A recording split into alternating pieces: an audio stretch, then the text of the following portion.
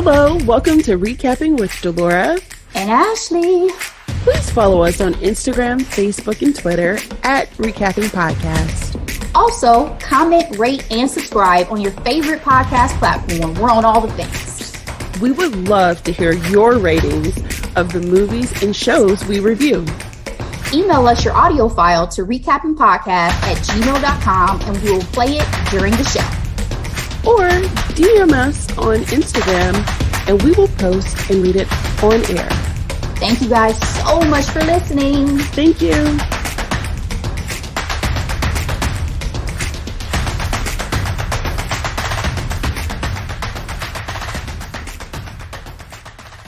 Hey, Ashley.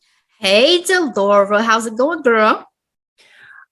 It's going fantastic because we're recapping one of my favorite movies of 2021. How about you? How are you? Of 2022, or did this drop in 2021? Look, I'm forgetting already. It dropped in 2021. Wow. Where does the time go, guys? Yes, love it. Let's talk about Bruno. Encanto.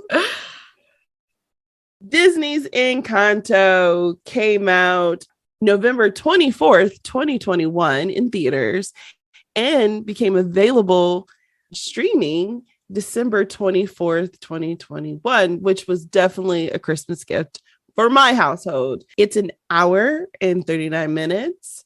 And the box office, it made $95.4 million. So here's a quick summary. The Madrigals are an extraordinary family who live hidden in the mountains of Colombia in a enchanted place called the Encanto. The magic of Encanto has blessed every child in the family with a unique gift. Every child except Maribel. However, she soon may be the Madrigal's last hope when she discovers that the magic surrounding the Encanto is now in danger.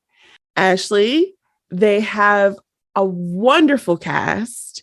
The lead, Stephanie Beatriz as Maribel. We have Maria Cecilia Botero as Abuela. She's Colombian royalty, and she's also worked with Lin-Manuel in the past. We have Diana Guerrero as Isabella. Angie Cipida as Julieta Madrigal. John Leguizamo as Bruno. Jessica Dorero as Luisa.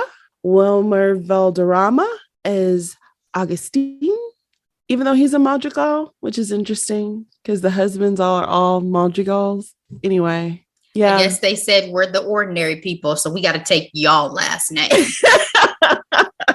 Carolina Gatan as Peppa Madrigal.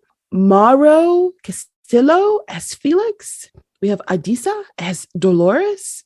Rinzi Felice as Cameo. This film was directed by Jared Bush, Brian Howard, and co-directed by Charisse Castro-Smith. Also, original music from the one and only Lin-Manuel Miranda. Rotten Tomatoes. The critics gave this animated film 91%. The audience score, 93%. Google users, 88%. What's your grade, Ashley? I'm going to have to give Encanto an A. I don't think that there's really any alternative for the level of enjoyment I got from this. We have no kids in our immediate family. I definitely forced grown adults to sit and watch Encanto on Christmas because, as you mentioned, or Christmas Eve rather, it was a beautiful gift. And visually, it was stunning. Color-wise, it was stunning. Storyline, it didn't disappoint for me.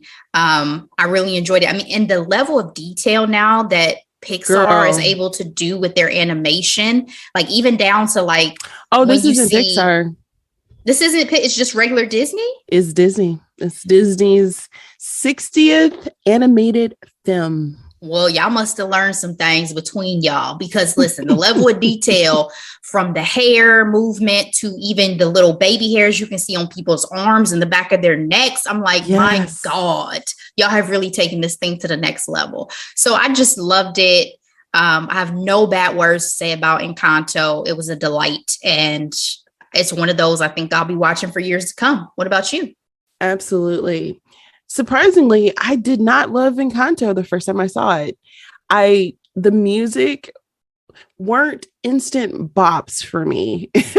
As you know, this is our third Lin-Manuel Miranda project.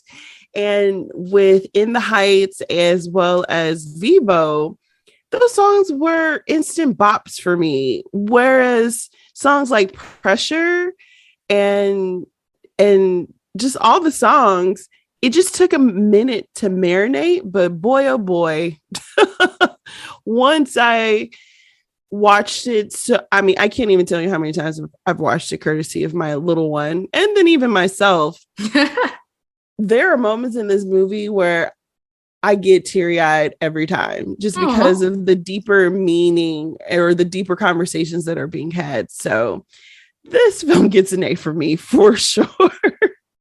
All right. So with that being said, spoiler alert. All right, Ashley, the film opens up with little Maribel at her gift ceremony. She's super excited. Her abuela is telling her about the magical candle and how it had been a part of their family for 50 years. And it was her time, to see what gift that she was going to be bestowed to help her community. We make it to the door, and then we get the title card, and we are flash forward to a very much teenage Maribel. And we have this fun song called The Family Madrigal that introduce her entire family to 3 little kids as well as the audience. Fun fact about this song, this was the first song Lin wrote for this film. I thought that was interesting. Very intentional, setting the stage. He mentioned he wanted a song similar to Belle's song in the beginning. And I definitely got those vibes. You know what I mean? Belle from Beauty and the Beast. During the song, we are introduced to all of her family members, and we have some insights on their gifts. And we find out very quickly that Maribel herself does not have one. Did you think that was interesting that she felt embarrassed to tell these kids that she didn't have a gift?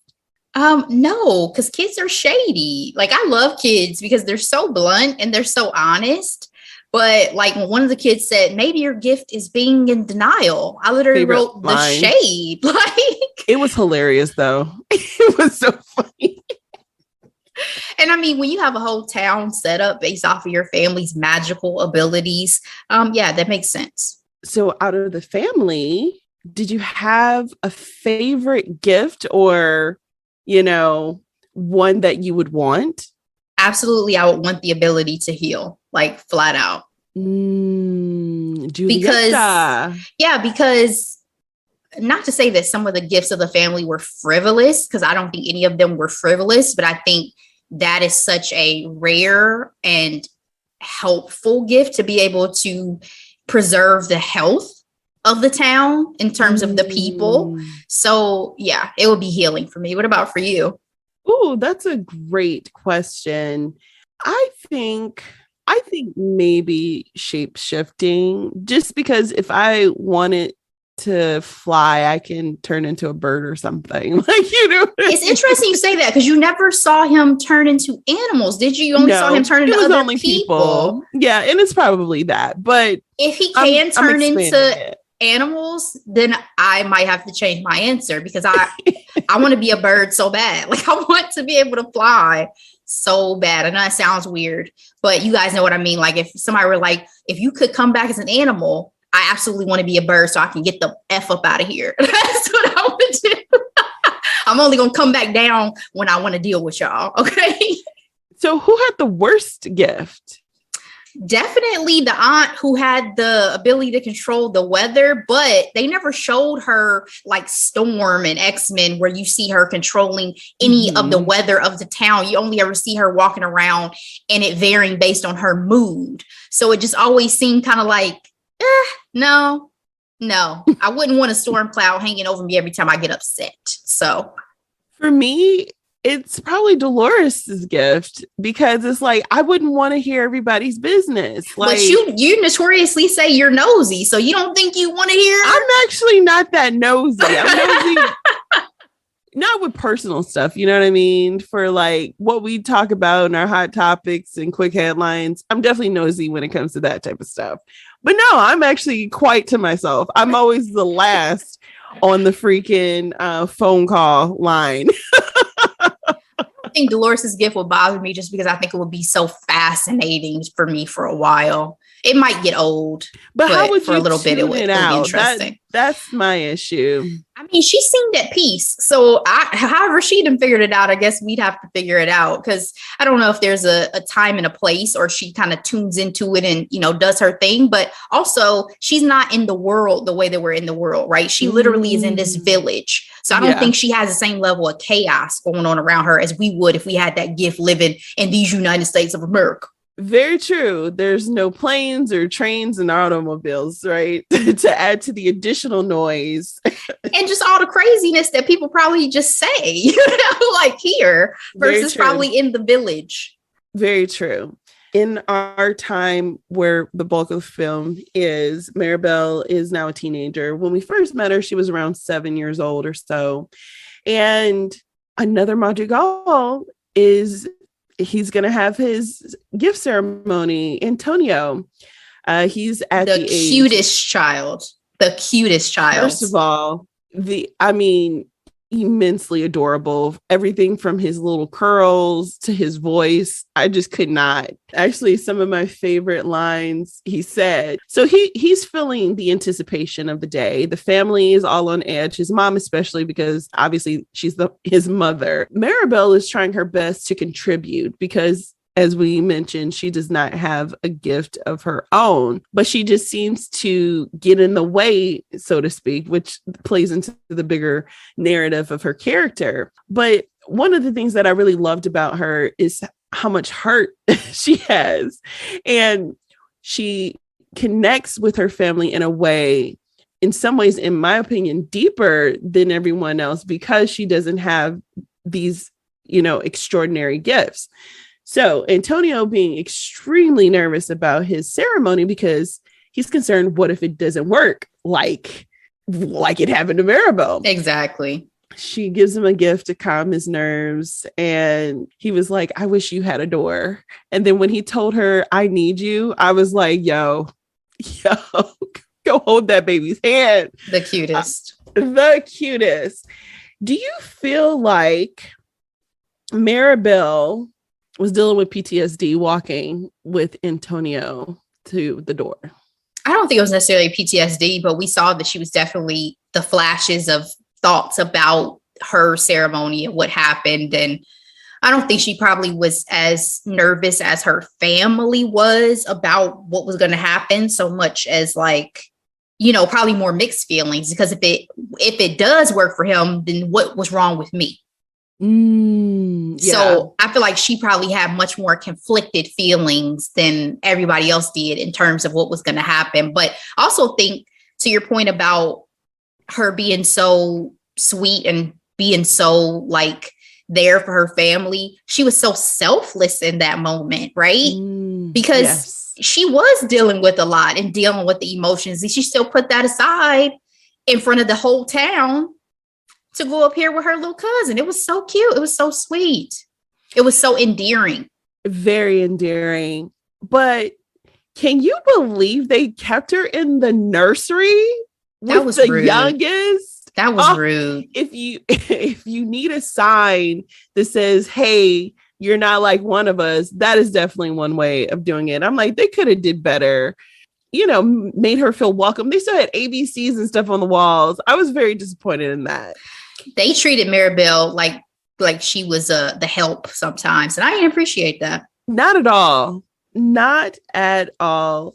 Their extraordinary gifts aren't just for themselves. It's instilled in them that their gifts are to be used for the community as well as the home. Like, it's a bigger conversation when it comes to, like, our gifts aren't for us. We are meant to share our gifts. And this is a blatant way of, I feel like, illustrating that. I think that is definitely very generous. I think Abuela, after she got this gift, felt that it was necessary to kind of spread the wealth, I guess, but also feel like it's then a big responsibility. It's almost like watching a superhero movie or something like that, where you realize it can be both a blessing and a curse, because then people are relying on you for these talents that you have. And there's always a cost that comes with that. Right. Spider-Man, with great power comes great responsibility. In a very much Doctor Who reference, the door works and it's so much bigger inside. Have you ever watched Doctor Who? I have not. I have not either, but I'm aware of the pop culture reference of it all. And it kind of sucks, Ashley, because Abuela, one, looks relieved, right? Mm-hmm. She's saying things like, I knew you could do it. A gift as perfect as you. This is a perfect night. Let's take a picture. And Maribel is in the back and she's just like, I'm not fine. Okay. And the part that really broke my heart is her family didn't even realize that she was missing from that picture. Mm-hmm. Yeah, it was definitely like worst case scenario of how that could have all gone down. She was already feeling left out, and then y'all forgot her in the picture. In this song, Waiting for a Miracle, what I loved and what I learned about the song, Lynn was very much a part of this project from the very, very beginning. And he said that this is a Colombian waltz, and he wanted to highlight that she was out of step with her family. I have to say, when it comes to the song and singing, the female hero always gets a big ballad. How does this one stack up to iconic ones like Part of Your World, or even Almost There from Princess and the Frog? Yeah, that's hard. It's not fair, probably, because like Part of Your World and those classics from Disney films that we watched when we were children just have a special place in my heart. You know what I mean? Mm-hmm. There's the nostalgia. There's just the incredible love and the memories that those songs evoke for me. Whereas I guess I could compare it more to like a Let It Go, which Let It Go was a smash hit. And I think that this, there are certain songs in here that I totally get. But I can't say that, to your point earlier, the music always grabbed me and moved me. I think it was more so just, I felt like a storytelling device than it was like, oh, I'm going to listen to this song and remember it for years and years to come. So it's probably a little bit unfair. We'll have to ask Amara this when she's 20 years old, because these are going to be the songs of her childhood that capture her heart. Well, what I will say is what stuck out to me immediately was vocally, right? Stephanie has a very unique voice, and it's different from some of the old school Disney heroes. They were people from Broadway, very, vocalists, so to speak, and Maribel's song wasn't as polished as the other one. So that stood out to me initially when I heard the song.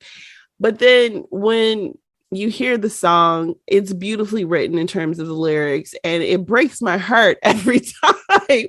But I appreciated the honesty in this moment when it comes to where she was and how she really, really tried really hard because she felt insignificant. She felt less than, like we mentioned before. Was made to feel that way. That's the saddest thing. Exactly. It's not just in your head, sis. And she was like, my favorite lyric from this song is just like, I'm ready. yes, I'm ready. I've been patient and steadfast and steady. And like that breaks my heart every time I hear it, because it's like, did she really think that she was going to be able to get a gift even after that time has passed? Like, do you think that was something she really thought? Yes. You think so? I do, because it was such a freak incident and it had never happened before. But you know, the thing that gets me with this too, and I just have to bring it up now, is at the end of the day, Abuela did not actually have a gift. She did not actually have magical abilities. Yes, the gift came from the scenario that she was originally in. But she was the harbinger of the candle, though, which came with great responsibility. Okay, no? Okay, but ma'am, beyond that, you do not have a gift. So I always thought it was kind of like pot calling the kettle black when you're trying to talk about Maddie Bell not having a gift. What else are you doing besides walking around keeping everybody else in line? You do not have the ability to control the weather. You do not have the ability to shapeshift. You can't make flowers. You can't hear from far reaches. You can't move heavy things. So we the same, Grandma. We the same. I'm just saying. That bothered me. That bothered me. That dynamic bothered me. No, well said. I think our first threat comes apparent, and Maribel sees the house falling apart, the casita. She runs and tells her family, and they look for it because she said it was over there, and they saw nothing. So ultimately, it was a vision. Do you think this was a bad look for Maribel? Did this make her come off as a hater? I think it did for some reason to them, but I was surprised because this is a magical house. We already had magic that just appeared out of nowhere. So why would you not believe Maribel if she's telling you that she possibly had a vision of the house cracking and falling apart? It's not a far reach. It's not a far stretch, right? Mm-hmm. And Maribel does not strike me as somebody who has told tales in the past. Exactly. I agree. They were just hating on my girl left and right. Let me say that. Okay. But can we talk about the rhythm they had in this animation? Like that two-step that they were doing in Antonio's room during the celebration. I was like, they are getting it. Yes. Have you ever had, it's called arepa con queso? The dish that Julieta gave Maribel to heal her hand. Have you ever had anything like that? I'm not, but I'm usually a big fan of different Spanish dishes. So I'm pretty sure I'd enjoy it. I'm down to try it. Yes. Maribel could not sleep and she ended up going to the candle, and lo and behold, Abuela knew something was up. After she played Maribel in front of everybody telling her everything's all right, she knew that the magic was shaky. It wasn't solid for one reason or another. And Maribel became determined to save the magic, the miracle. Can I say something real quick? Of course. If I were Abuela, the question would be, why is Maribel having visions? Why is she suddenly having a vision out of nowhere?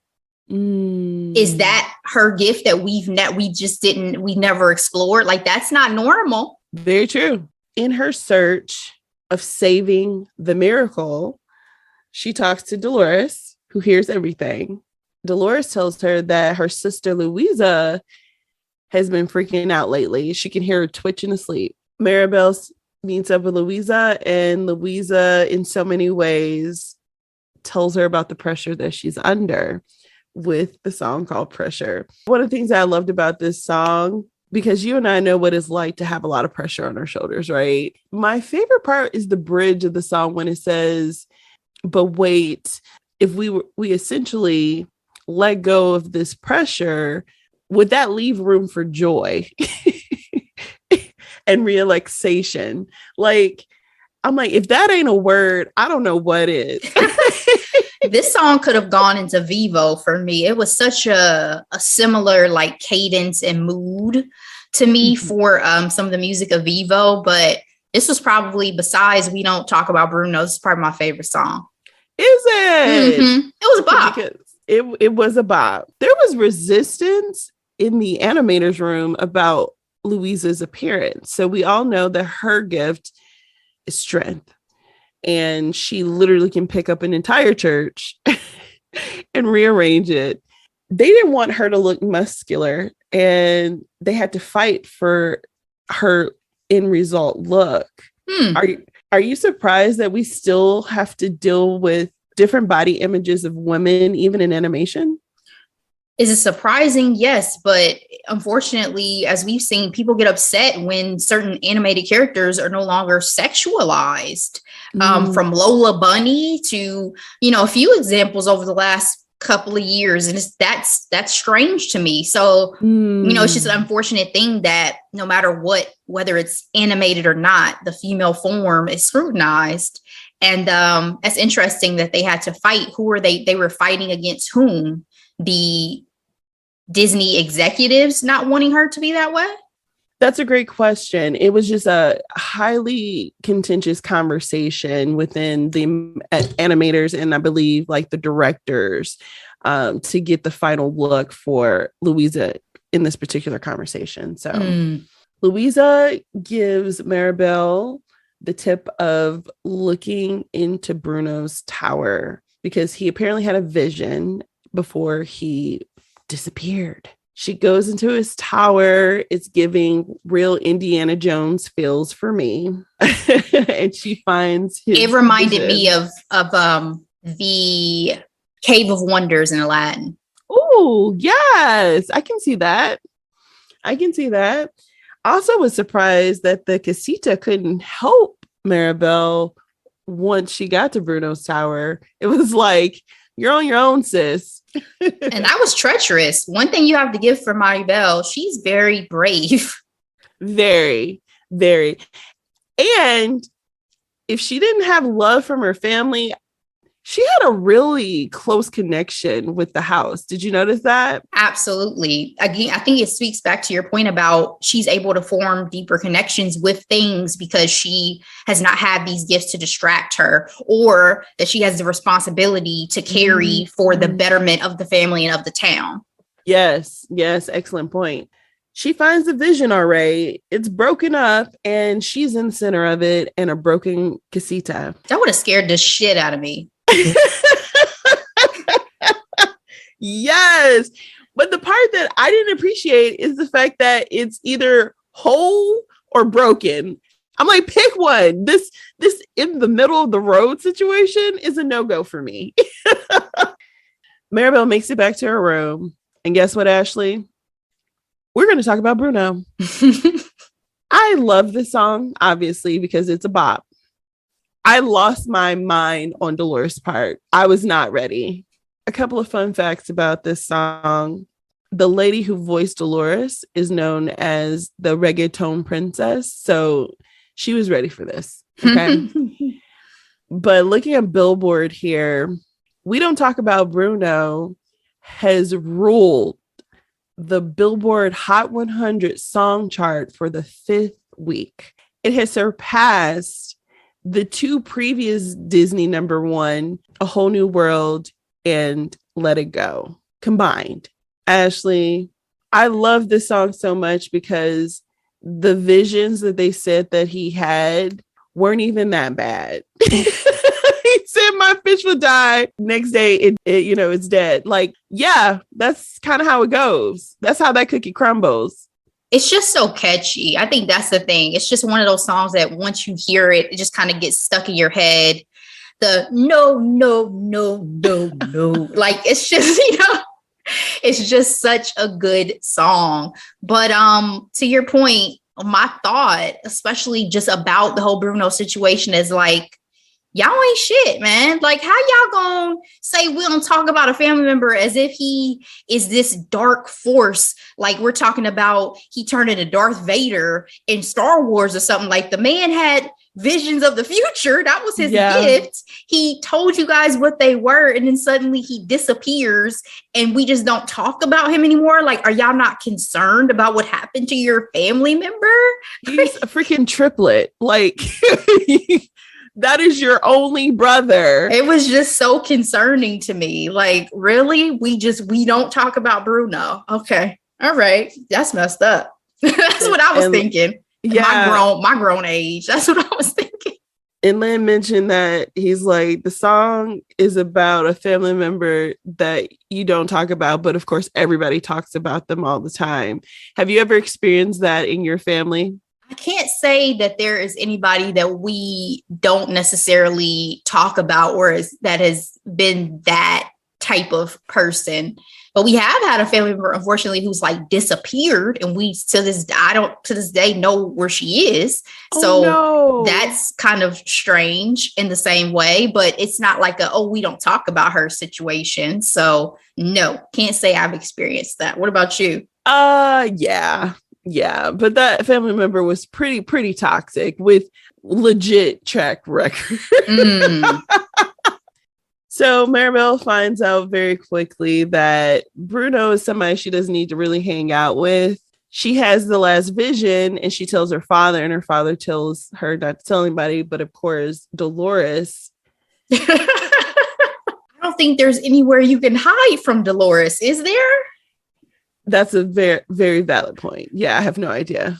No idea. One thing I just thought of, Dolores be having to listen to people have sex. God bless you, sis. I'm so sorry. I'm so sorry. I feel like she has her mechanisms. You know what I mean? She has to. Again, she seems like she's at peace.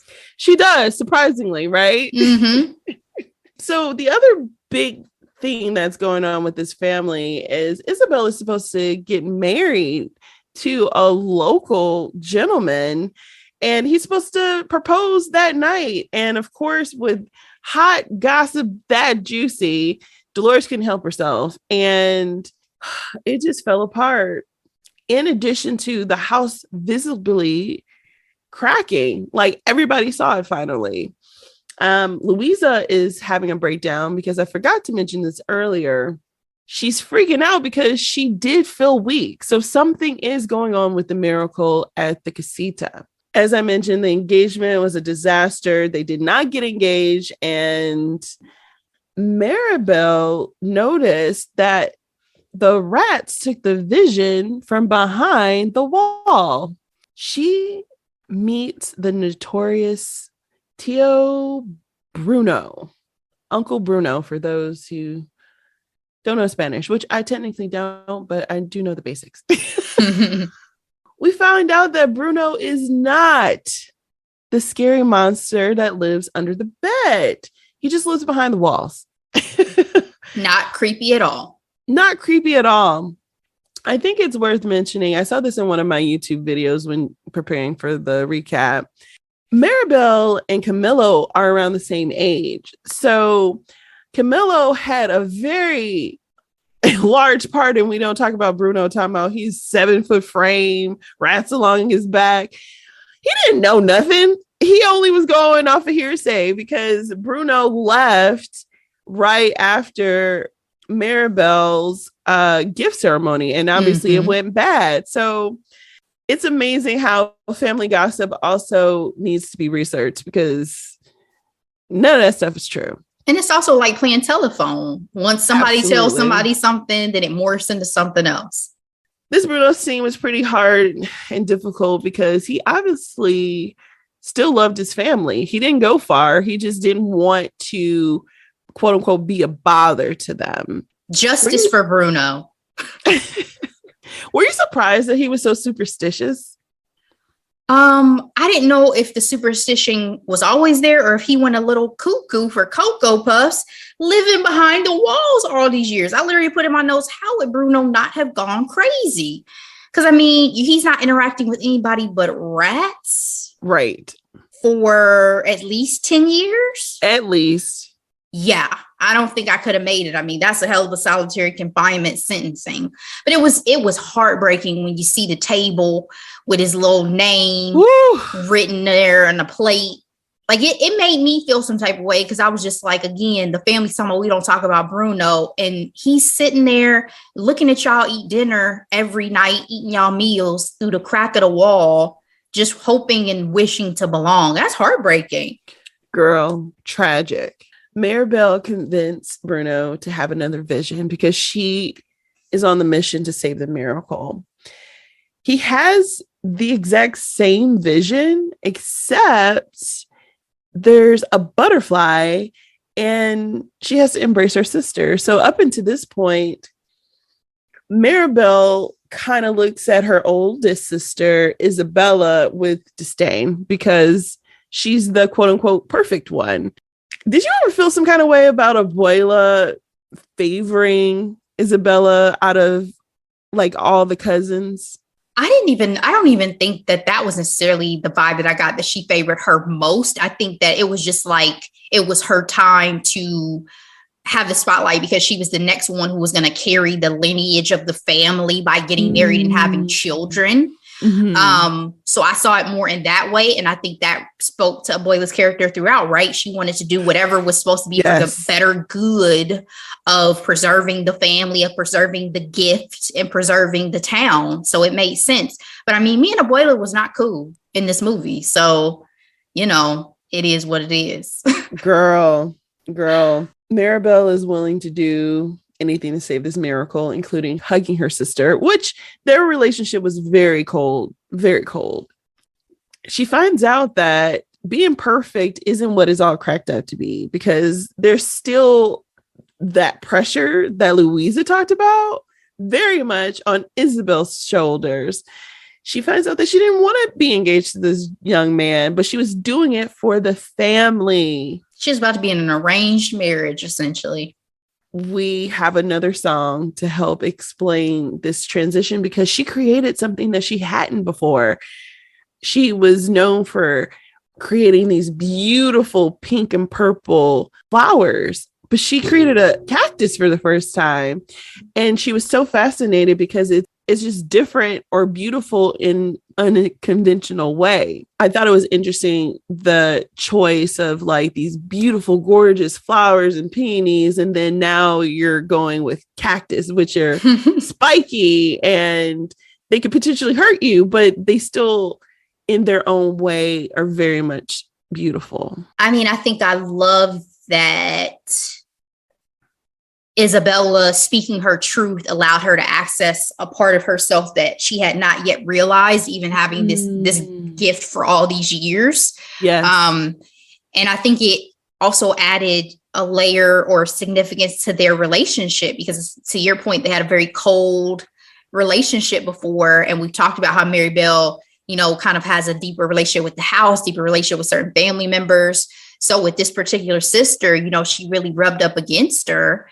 And I think she needed this moment to better understand Isabella, just like Isabella needed to better understand Maribel. Like, I think Maribel, just like everybody else, only looked at some of her family members for their gifts and thought that, oh, that must be enough for you because you're gifted.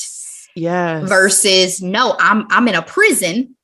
Kind of, because I have this gift, because now I have these expectations on me. So I felt like the cactus was a symbol of like a breakthrough, both to wrap up what I'm saying, both for Isabella personally, but also within the dynamics of their relationship. Well said. Abuela was not having this new Isabella because she looked at her like, you look like a mess. This is not my Isabella. Abuela went on to say that it was Maribel's fault for everything. The broken engagements, the crack in the house, the ugly dress Isabel was wearing. Whereas all Maribel was trying to do was save the miracle. And when she said, you know what? I will never be good enough for you. I felt that. I was like, oh. And she was like, none of us will ever be good enough for you. And you're the reason why this house is falling apart. This was a moment. Absolutely. Because Abuela really, really, really tested my patience with her treatment of Maribel. This is your grandmother talking to you this way. You already feel like she does not value you because you're not gifted like the rest of your family. And then for her to blame you while you're out here busting your ass to try to save everybody, save the house. I mean, she's better than me in that moment, because I don't know. I try to always be respectful to my elders, but she tested me a little bit with that scenario. But I have to say, it also is pretty unrealistic, especially for my understanding of Black households as well as our Latin counterparts. Are we really standing up to our grandmas like that? again, I always try to be very respectful of my elders. So I've never spoken to anyone that is, whether that's aunts, uncles, grandmas, anybody in this tone. But as we can see, it was a breaking point for Mighty Belle and for the house, right? Like, absolutely, it's a breaking point. I've gone through so much. And so I think it was extenuating circumstances. But again, she's better than me because I still think she handled it better than a lot of people would. I'm not saying you're going to cuss your grandmother out, but I'm saying you might have been like, man, fuck all of y'all, fuck this family. You know what I mean? Like you might have hopped on your Vanessa Williams from Soul Food. Fuck the family, fuck my husband. Like, just may had a little moment. Like, okay, is that how you feel? Okay, I'm gonna let all of this come crashing down. But obviously, it was about more than Abuela, and Mighty Belle understood that. And what she said was made a valid point because also when her and her sister did hug, you saw the house mend. So obviously the family coming together and loving on one another was the secret sauce that the house needed. Yes. A house divided will fall. Isn't that what they say? That's what they say. And even after all of that, Maribel put herself in harm's way to save the candle as the house was crumbling down. But the house falls and the candle burns out. And Maribel is shocked and devastated. It's worth noting the mountains that grew around the Encanto are now split. She makes her way to the river where Abuela and their grandfather and her mother and her siblings first crossed before the Encanto. And Abuela finds her there and tells her the story of her youth. She talked about how she thought she was going to have a different life. The song Dos Orguitas, or Two Butterflies, is sung. It's worth noting that in this song, no one's singing it. It's being essentially a narration of the flashback of Abuela and their grandfather, Pedro. And this is just so heartbreaking. So what this flashback shows is their love story and their growing family. But due to the violence of their town, they had to leave. They still weren't out of harm's way, and their grandfather sacrificed himself to save the family. And Abuela's pain is what created their miracle. And so I'm saying all this to say the real villain of this entire movie is generational trauma, Ashley. Because she was so determined never to lose her home or be displaced again, that she put immense pressure on her family, thinking that that was her way of protecting them. But over time, it became suffocating. Unbearable. Why now, though, do you think? That's a great question. Maybe because her ways probably gotten worse. We find out in the conversation between Maribel and Abuela that Abuela asked for a miracle, and she realized that by Maribel not having the quote unquote extraordinary gift, she was in fact even more important or more valuable in the sense of the real gift is that we are enough. You know what I mean? As we are. And I forgot to mention, with the casita completely destroyed, everybody was normal. No one had their extraordinary gifts because the candle had burned out.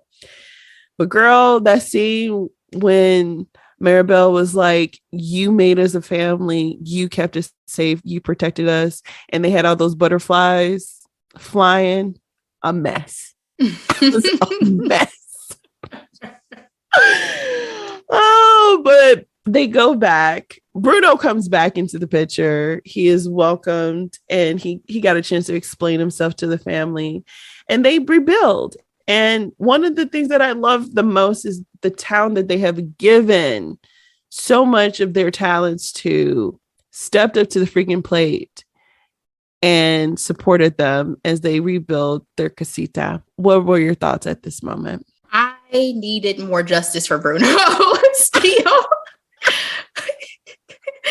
I need y'all to throw a party in this man's honor. I need something, because while I feel like it was beautiful, the way that we get the apology from Waylon, we get the love shown on Maribel as our main character for all that she's done and for progressing the idea that you are enough as you are.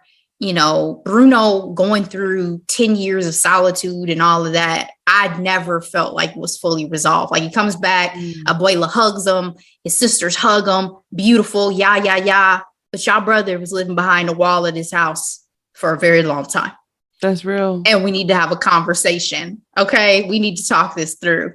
So that's something big that I was thinking. But otherwise, I mean, I thought it was so lovely, the sense of community. I think there was always a great sense of community. I just don't think that the townspeople had ever been given an opportunity to be of service, because that wasn't the dynamic, right?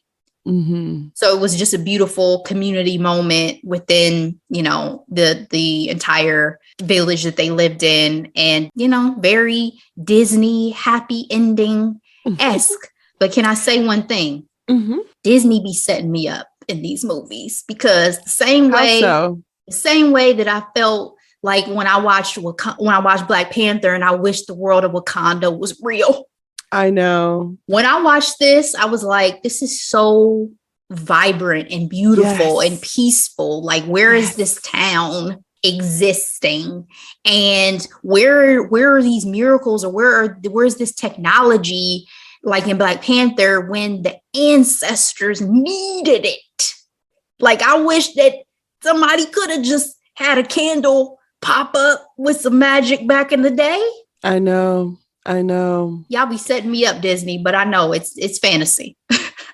Well, I will say the violence and displacement of Abuela in Colombia during that time was a real thing. Looking at the New York Times, the title of this article is called, "I watched Encanto with my dad. It brought him back home." And basically, she talked about how her dad migrated to the United States when he was 25, but he was born a year after the 5-decade-long armed conflict began in Colombia, and grew up during the warfare between, I guess there's the left guerrilla groups and right-wing parliamentaries and government forces. And so the author of this article talked about how it's an aspect of his childhood that he never talked about. But due to the peace agreement that happened in 2016, after watching Encanto, he was more open to tell her stories about what went on during that time. So basically, they are tapping into some of the history of Colombia and some of the real struggles that the everyday people experience. And so that's the one thing about Disney that I love, is their level of detail is impeccable. I don't know if you know this, but on each Madrigal, their outfits have symbols of their gifts. So Louisa has little dumbbells on her skirt. Dolores has, like, you know, the sound waves on her dress. And Isabella has the flowers. Tia Peppa has suns and clouds on hers. But the thing that I love the most is that Maribel has all of them on her clothes, including the butterfly, which is obviously representing the love between Abuela and their grandfather. So the movie ends. The last song is All of You. I'm bawling again because they give her the freaking knob and they said, "What do you see?" And she's like, "All of me." And I'm just like, yes, Maribel, you have always been enough. You have always been enough. And lo and behold, this is a lesson apparently the whole family needed to learn, because when she put that doorknob on that casita, the magic is back. Hopefully she gets her own room this time. That part. And they all lived happily ever after. All right, Ashley, do you have any final thoughts for Encanto? Like, did you have a favorite song? And how does Maribel rank for Disney female leads for you? The first thing I want to say is I'm glad that in the final song, we made it clear that Dolores had been lying to her family all these years and knew Bruno was behind the wall. Because I was like, how did Dolores not know, right? How she had to know. So I appreciated that she at the end is like, I knew and I kept it a secret. I would have loved to delve more into that. But in terms of just final thoughts, how does Maddie Bell stack up to other Disney princesses? I mean, she's her own person. So I wasn't even thinking about it from that perspective. One thing that I think is beautiful now was her sense of agency. Her kind-heartedness does not have to be her kind-heartedness can go hand in hand with her bravery and with her, fearlessness. It's not like, oh, you only have one or the other, or you're a damsel in distress, or any of those things that some of our previous Disney princesses have been historically. And it wasn't about a man, just like it wasn't about a man in Frozen. It's about the love of family and all those things, which I think are so positive and reinforcing for children that are watching these sorts of projects. So, I loved her for that. Other final thoughts, my favorite song. I mean, we don't talk about Bruno. I think it's definitely everybody's favorite song. But again, Louisa's song, I really enjoyed just for the flavor of it, for the scenery of it, for the kind of change up in. Because again, it reminded me of Vivo a little bit with the one song where it's like we're moving to different scenes as we're watching it. So, I just loved it for like the visual. To the beat of my own drum. Exactly. There we go. Yeah, it just reminded me of that a little bit. But that was probably, my second favorite song. But again, the music for me, as opposed to just being this big standout thing, really was just about advancing and adding to the storyline. So I appreciated it. And again, I think this is going to be one that'll live in my arsenal of Disney films, just like all the classics we grew up with. I don't think I love like Toy Story. I think Toy Story series is probably my favorite, besides maybe like the first Incredibles and like Monsters, Inc. But I don't have a lot of Disney movies as an adult that I'm like, I'm going to watch this over and over and over again. I think Encanto is going to be one of those for me that I watch quite a bit. Very nice. I love this movie, and it's a love that I actually had to grow into, because it wasn't instant for me. And I think that's what makes this film endearing. Maribel is the first Disney female hero with glasses, which is very cool. The voiceover work was recorded primarily remotely during the pandemic. So that was a fun fact. But this is Disney's 60th animated film. And I love how Disney decided to explore the world and gift us with, to your point, the beauty, the vibrancy, the music of Colombia in this film. It was definitely a joy and a treat. And again, I feel like this movie hits home for adults because family dynamics is something. It is something. It is a universally relatable story. Yes. And let me say, as much as we loved Soul, this is taking it back to a film that I feel like is more for children. Like Soul was an adult animated film. 1000%. Yeah, 1, not to say like I almost forgot. I loved Soul, loved. But this is taking it back to the more of what Disney is known for. Check out that recap. Check it out. And I hope you all enjoyed Encanto as much as we did. We would love to hear your thoughts. Feel free to contact us in social media, because again, this movie has touched so many adult friends' lives. I mean, again, friends who don't have kids or anything like that. So let's get this Oscar. It's done. It's done. Oh, one more thing for everybody wondering why we don't talk about Bruno is not nominated. The Dos Orquídeas, I'm saying that wrong, but the two butterflies, that's what it translates into English, is the one that Lynn is shooting for. You can only pick one song. And I don't know. I don't know if it's going to win. It's a beautiful song, but we'll keep an eye out on that during Oscar I'm rooting for awards as well. Beyonce, but if there's nothing else, time for Hidden Gems. All right, Ashley. All right. And thank you for all of the great gems you sprinkled throughout the recap. That was awesome. You're welcome. For my 2 hidden gems for this week, my first one is a limited series on HBO Max called The Girl Before. It is only 4 episodes and is starring Gugu Mbatha-Raw, David Oyelowo, and Jessica Plummer, based on a 2016 novel about a woman who moves into a minimalist home with very strict rules by the architect and a past to uncover. This snuck up on me. It was just a suggestion on HBO Max one Friday night. I binged it hard, and it was interesting. I enjoyed it. When we talked to Hannah, we talked about production design, and the house of this film is an additional character essentially. And it was just so engaging to see this world that they created in this home. So guys, check it out. The Girl Before, HBO Max. My second hidden gem, another one that snuck up on me, Wong on Netflix. This is her latest, Ali Wong's latest stand-up special. I think this is the first one of hers that I watched like all the way through. And she had me blushing, like, and also cracking up. Nothing was off limits, it seemed like, for her, including her bowels. So, I would not watch this with the kids, but I will say that it was definitely a great comedy special that I really, really enjoyed. And Always Be My Maybe, me and Delora both really liked that movie. So, we might have to do a throwback. It's so much fun. I'm a fan of Ali, so I really, really enjoyed it, and I encourage you guys to check it out.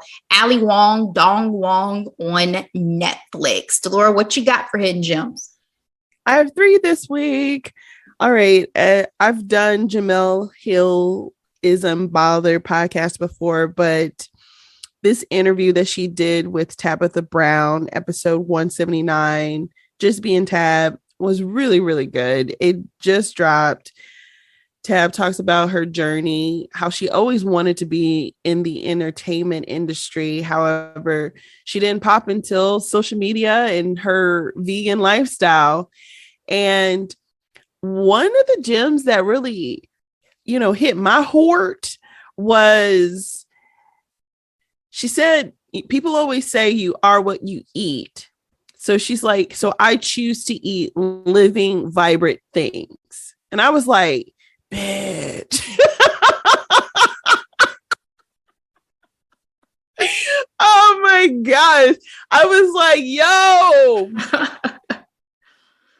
So, obviously she doesn't eat any meat or anything like that, but to not even think about not eating meat, just thinking about what's alive, what's vibrant, what's bright. You're talking fruits and vegetables, right? Mm-hmm. So great story. And she's so humble. Like, I love Tabitha Brown.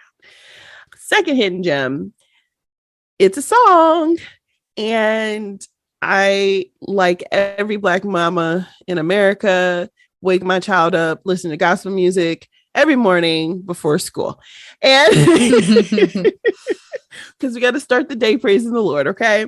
And on my Apple Gospel Flow playlist, a new song dropped, and it is called No Greater Love. It's by Ruby, Currence, and Chrisette Michele. So I was like, okay, Chrisette, I see you trying to make a comeback. I've never heard her sing Christian or gospel music before, but she is vocally killing it. And I know she's been quote unquote canceled, but all her male counterparts are doing just fine. And so I need for her to come back strong because she's immensely talented. My last hidden gem is a TV show. It's on ABC network television. It's called Promised Land.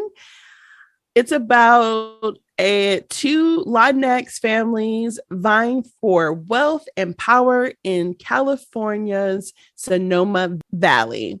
It's giving me Succession vibes, but over wine. So that's a little bit more sexy, right? I love that we're seeing a successful Latinx family own a winery. It actually gives me This Is Us vibes as well, because it gives you present day, but then you also see the younger versions of the parents, and how, how they were when they got to the vineyard and everything like that. And so a lot of vying for the top seat, a lot of wondering, how did the father get this much power and money, because we see that he was an immigrant himself. So Rotten Tomatoes, the critics gave this 100%. So that's pretty high. Audience score is around 77%, but it premiered January 24th. And I catch it on Hulu whenever I have time, frankly. I appreciate you saying this, because I had considered watching Promised Land and just never pulled the trigger. Like, I've talked about it at work so many times and nobody around me was watching it. So I was like, maybe it'll be one that doesn't catch my radar, but I appreciate you. Yeah. I'm rooting for it. I hope it doesn't end up like, The Baker and the Beauty. That was my show, man. Didn't make it though. All right. But that's a comedy. This is very much a drama. So that's all I got, Ashley. Well, thank you so much, guys. Hope you enjoyed our latest recap of Encanto. We will be back with headlines and hot topics, and we will see you then. Be